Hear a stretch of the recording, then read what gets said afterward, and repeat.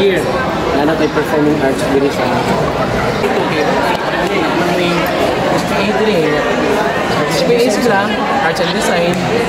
Hindi kasi, tingnan mo, yung office of the Vice President, dati nasa Luzon lang. Ngayon, siguro sa mga 10 na ata yung...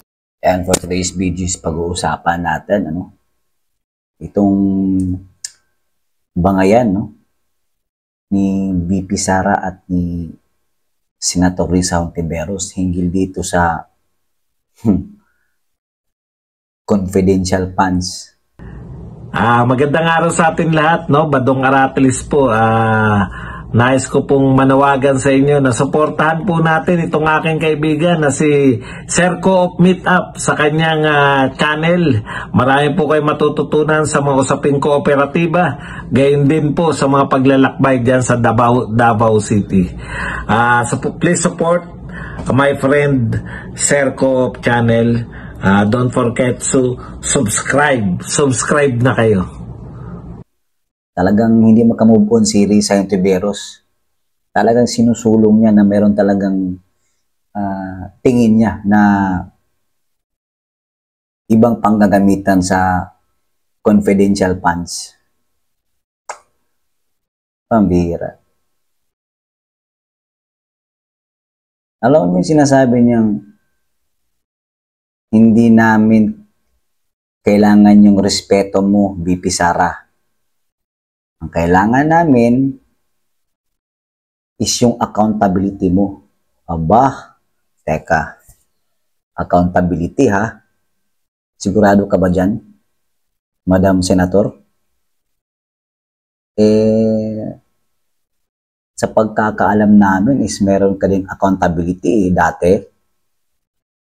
Nung sa PhilHealth ka, anong masasabi mo doon? Abay, parang nakakalimutan mo ata na kung sasabihin natin na i-account mo or ilista mo yung mga nagastos o na-withdraw sa bangko, di hamak naman na wala din kayong napakitang i-account yung accountability mo sa PhilHealth. Ano nangyari doon, di ba? Parang kinalimutan na yata yung 15 billion na issue ninyo sa PhilHealth, Pambihira naman. Tapos ngayon, kakaumpisa pa lang ni VP Sara, bilang Vice President. Mag-1 year pa lang. Tapos hinawakan niya yung na DepEd Secretary kasi alam niya ang daming pwedeng baguhin sa DepEd. Alam niya yan. Tsaka alam natin na si VP Sara lang ang may capability, Siya lang yung may kakayahan na baguhin niya, Kasi nga, kitang-kita niya dati pa kung bakit naging K-12 yung DepEd na yan, Alam naman natin na maraming nahihirapan yan sa K-12 na program yung DepEd. Isa yan sa pwedeng baguhin. Yun yung main na purpose dyan.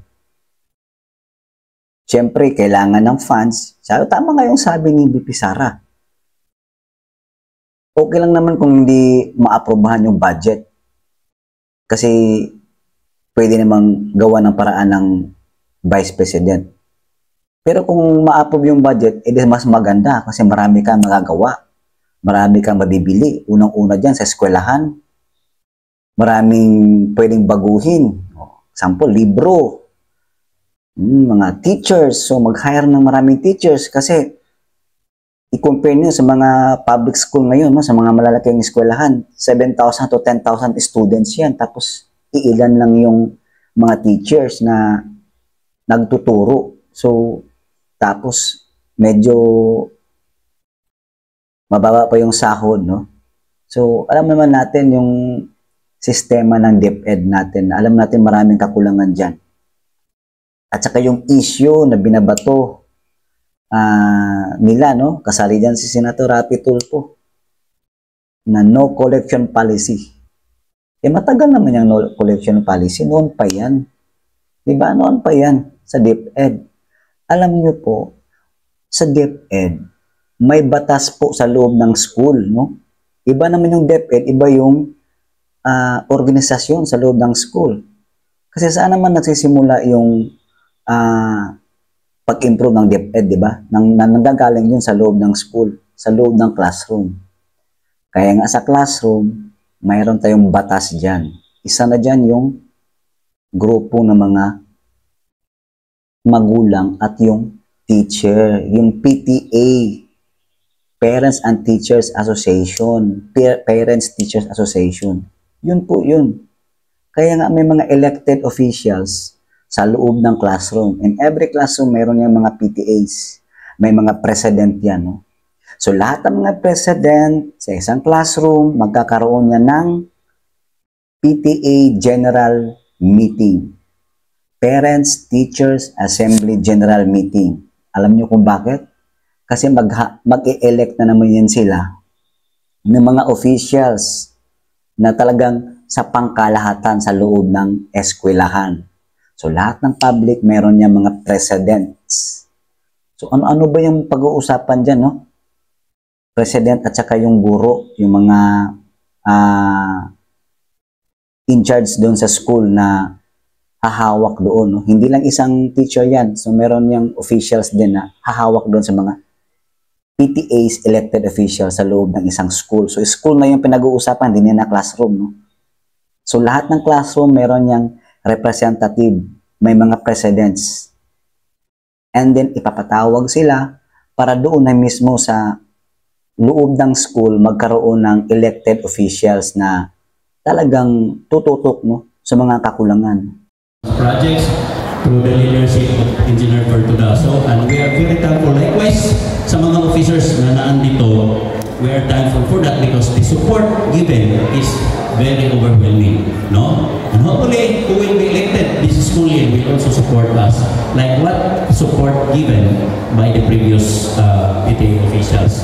Okay, for our mechanics this afternoon, kayo po, bawat curriculum ay pipili ng dalawang representative, no? So, considering na nandiyan, na ano mo diha, bulag-bulag na mo, bro, talk, mag-istorya mo kung mag-istorya mo bawat curriculum, grade 7, grade 8, grade 9, grade 10, grade 12, 11, and so on. Lahat ng grupo, magpili mo o duha ka representative na mao'y mag-represent sa inyong curriculum. Kung kinsa man ito, Soon, we are registered na sa this year. Lalo tayo performing arts din sa pwede sa Mindanao ba? Yes, sa CN gas station. Yan ang batong building din. Natira ang dance studio. And praying ayun, kasi panawag ang test dati. Wala mang performing arts ang dyan lang. So, nakasaon na ang station. Pero na-close kayo. I don't know what happened. Pero thank you, ma'am, answer. For grade 12. Ayun. Thank you. This is down. For STA, parents, STA. Ayun. Thank you, ma'am, answer. For SPA. Ayun. Thank you, ma'am, answer. For SPJ, journalism. Okay? For us, laba. So, wala pa. Alam naman natin, no, maraming gustong tumulong sa school. Noon pa yan. Hindi lang PTA, mayroon tayong mga non-government, no, organization, no, non-government unit. O aside from LGU, meron yan non-government, mga NGOs. Example, yung mga cooperative. Isa yan. Kaya nga mayroon mga cooperative. Tingnan nyo dyan sa mga area ninyo, sa mga location ninyo. Mayroon dyan mga brigada eskwela. Sa brigada eskwela, may mga nagbibigay, may mga tumutulong, iba't ibang ahensya, iba't ibang grupo, iba't ibang asosasyon. So, ano ba yung sinasabi natin, no collusion policy? Ang tagal na yan. Ibig sabihin, yung nag-outreach sa school o outreach program ng mga non-government organization or non-government unit, kusa po yan. Voluntarily po binibigay. Hindi naman po pwedeng tanggihan ng isang guro o ng isang school yung tulong. Kasi nga, hindi naman po hinihingi yan. No? Binibigay ng bawat gustong tumulong o mag-outreach sa school. Kasi alam nila, sa public school, marami talagang dapat tulungan dyan, no? Maraming pwedeng itulong ang mga iba't ibang sektor ng mga grupo or independent na asosasyon na gustong tumulong sa school. Kasi nga, sa sobrang laki, sa sobrang dami ng mga students na nag-aaral ngayon, lalong-lalo na ngayon, no? 7,000 nga, 7,000 to 10,000. Pag national school, grabe, daming mga estudyante na ngayon. So, alam naman natin yung population natin ngayon, no? Sobrang ang dami na, sobrang ang laki na.